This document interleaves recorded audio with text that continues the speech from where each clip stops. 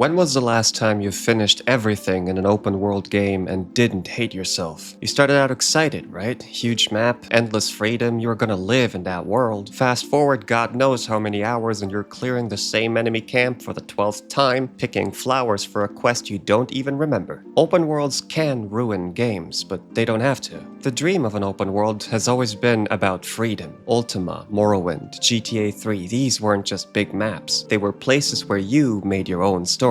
Oblivion made me feel like I was living in a fantasy novel. Skyrim pushed it even further. Dragons crashing your hike, weird NPCs, hidden dungeons. It felt endless. But under the surface, the cracks were there. Dungeons and Skyrim after a while felt very samey. But publishers saw that open worlds sell, so they got bigger and bigger. But instead of depth, we got checklists, big maps, endless icons, uninspired objectives. This is the trap. Bigger, obviously, doesn't always mean better. It very often means emptier. A huge map stuffed with copy-paste camps isn't exploration, it's busy work. Exploration should feel like discovery, but most modern open worlds turn into house chores. Meanwhile, look at tight focused worlds like Resident Evil 4, a funnel of escalating horror. No wasted space. God of War, hub areas feel open, but the story pulls you forward. Secrets are organic, not spammed on a map. Dead Space, the Ishimura is a maze you master. And then there's Dark Souls. Oh, sweet, sweet Dark Souls. This is technically not an open world, but it feels like one. Every area loops into the next, shortcuts connect back to familiar places, and the whole world feels handcrafted with meaning. There's no map marker telling you where to go. The world itself invites you to get lost, to find secrets, to wonder what's around the next dark hallway. Every hidden path or locked gate makes you feel like you discovered it, not like the game gave it to you. You don't need 100 square miles of forests and swamps to feel immersed. You need design that trusts you to be curious.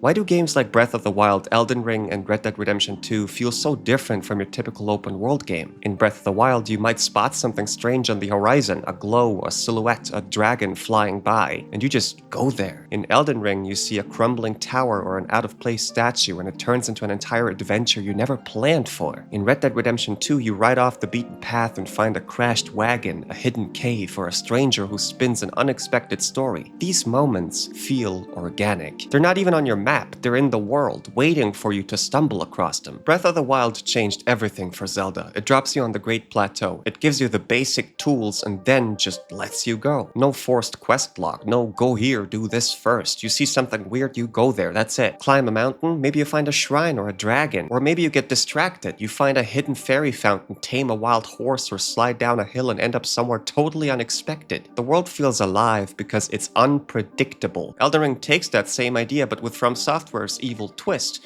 Oh, you want to explore? Okay, but you're gonna die horribly, over and over again. There's no quest log, no marker spam, just weird ruins, cryptic NPCs, and secrets stacked on secrets. It's not just big, it's layered. You might think you've seen everything in an area only to then find a hidden path behind an illusory wall, or a teleporter that sends you to a nightmare swamp halfway across the map. The world feels ancient and full of buried secrets that belong there whether you find them or not. That feeling that you can miss so many things that would feel incredible if you found them. That's how Elden Ring successfully incentivizes and rewards exploration. And yeah, sure, there's a lot of recycled dungeons as well, but that's only on top of countless masterfully designed areas that feel completely unique and meaningful. And then there's Red Dead Redemption 2, Rockstar's masterpiece of open world immersion. It's massive, but the world lives and breathes. Random strangers yell out for help. Maybe it's a trap. You check out a house on the side of a road, but then you get drugged and robbed. God, I love this part. Animals behave naturally, weather changes the mood, the towns have schedules and people who remember you. You exist in that world. You don't just sprint through ticking boxes. It never forces you to see everything, but it makes you care to look. Now, very rarely, every once in a while, there comes an open world game that actually isn't filled to the brim with secrets, characters, and dungeons,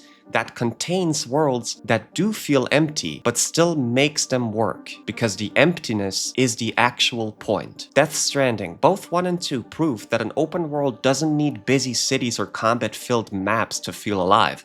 It's mostly empty, but that emptiness is the point. The landscape is the gameplay. The world is the main character. Every mountain, river, or ravine feels like a puzzle you solve with your gear, your tools, and your own patience, on your own pace. Delivering a package over harsh terrain turns into a meaningful journey because the world demands you to pay attention to every step. You build bridges, roads, zip lines, and they stay there, helping other players too. The emptiness creates connection. It feels lonely, but that loneliness makes every structure you find feel like a sign that someone was still alive, that you are not alone. I used to play Death Stranding offline when I first started it, and honestly, if you do that, that's fine, but holy shit, it feels like this is the only correct way to play for me now. The online system makes the world feel shared without ever breaking immersion. You might find a ladder left by someone miles away, or a safe house that saves you during a storm. It's a silent cooperation that turns an empty world into something alive, built by thousands of invisible hands. Death Stranding respects you by making travel itself the adventure, just the quiet, brutal beauty of the world, shaped by everyone who walks through it. And the second example that I have of a game like this, a game that first mastered and pretty much invented this idea of an almost empty yet incredibly meaningful world 20 goddamn years ago. And that game is Shadow of the Colossus. One of the best examples of an empty world that feels unforgettable. On paper, it's just these vast plains, forests, and ruins with almost nothing in them. No towns, no NPCs, no side quests, but that emptiness makes every moment feel sacred somehow. Every ruin, canyon, or stretch of empty land feels ancient and alive. The silence gives you space to think, wonder, and feel small. And when you finally find the Colossus,